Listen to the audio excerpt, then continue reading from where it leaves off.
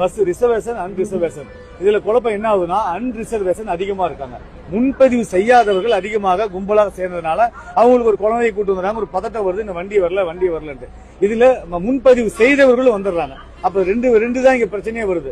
நான் என்ன பண்ணுனாக்கா முன்பதிவு செஞ்சாங்க பாத்தீங்களா, அவங்க பேருந்துல கூட இந்த கும்பலை குறைக்க வேண்டும் என்பதற்காக அவங்க கிட்ட பேசி இந்த மாதிரி நீங்க கொஞ்சம் வெயிட் பண்ணுங்க, இவங்களை முதல்ல அமைச்சிடலாம்னு சொல்லி அந்த பஸ்ல இவங்க ஏற்றி அமைச்சதுனால இந்த கூட்டம் எல்லாமே குறைஞ்சிருச்சு. ரிசர்வேஷன் பண்ணவங்களும் வந்துட்டாங்களாம், அன்ரிசர்வும் வந்துட்டாங்களாம். ரிசர்வேஷன் பண்ணவே வரதானே செய்வாங்க. ரிசர்வ் பண்ணியாச்சு, நம்ம நாளைக்கு காலைல போவோம் அப்படின்னா போவோம், அதுக்கு பேர் அன்ரிசர்வ் ஆயிரும். ரிசர்வேஷன் பண்ணவே லேட்டா வந்தா அவளுக்கு பேர் அன்ரிசர்வ்டு. அவன் 9 மணிக்கு பஸ்ஸுக்கு 9 மணி. இப்ப என்ன பிரச்சனை ஆயிடுச்சுன்னா சொல்றாரு, அமைச்சர் சொல்றாரு, என்ன பிரச்சனை ஆயிடுச்சுன்னா ரிசர்வேஷன் பண்ணவனு வந்துட்டாங்க, அன்ரிசர்வ் வந்துட்டாங்க. இப்ப அதுலதான் சிக்கல் ஏற்பட்டுச்சு.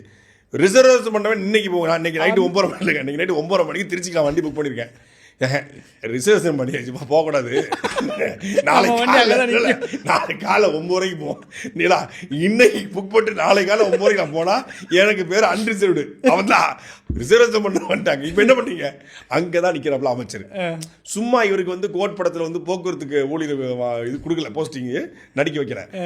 என்ன பண்ணாப்லையா, இந்த அன்ரிசர்வ் இருக்குல்ல, இதை கொண்டு போய் ரிசர்வேஷன் பண்ணியிருந்தால அவனை பூரா வெளியேற்றிட்டு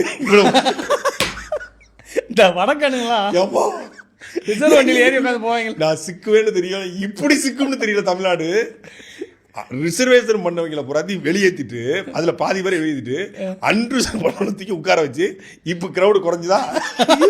சரி, அப்படியே பார்த்தாலும் ரிசர்வேஷன் பண்ணி போல அவன் இறங்கிட்டான்ல, அது ஒரு கிரௌடா இருக்கு. அவன் அன்ரிசர்வ் ஆயிட்டான்.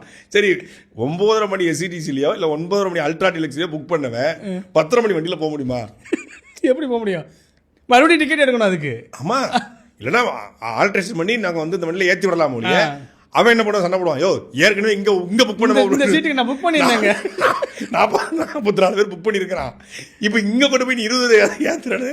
அதாவது ஒளிய தெரியாதவன் தலையாரி வீட்டுல ஒளிஞ்ச கணக்கா ஏதோ ஒரு வேலையை பார்த்துட்டு இருக்காப்ல. இவர் பத்திரிகை திரும்ப சொல்றாரு, இதனால இது பிரச்சனை.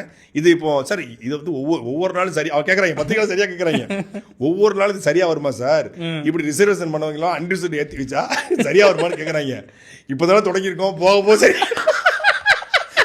அதுக்கு கேடர்ஸை போட்டு எல்லா பேர்லயும் ஆய்வு பண்ண இப்பதான் தொடங்கியிருக்கோம், போக சரியாயிருன்றாப்ல. ஐயோ போக எதையா சரியாகும், போக கிரௌட் அதிகரிக்கும், ஸ்கூல் திறக்க போறாங்க, காலேஜ் திறக்க போறாங்க, கடுமையான கிரௌட் வரப்போகுது.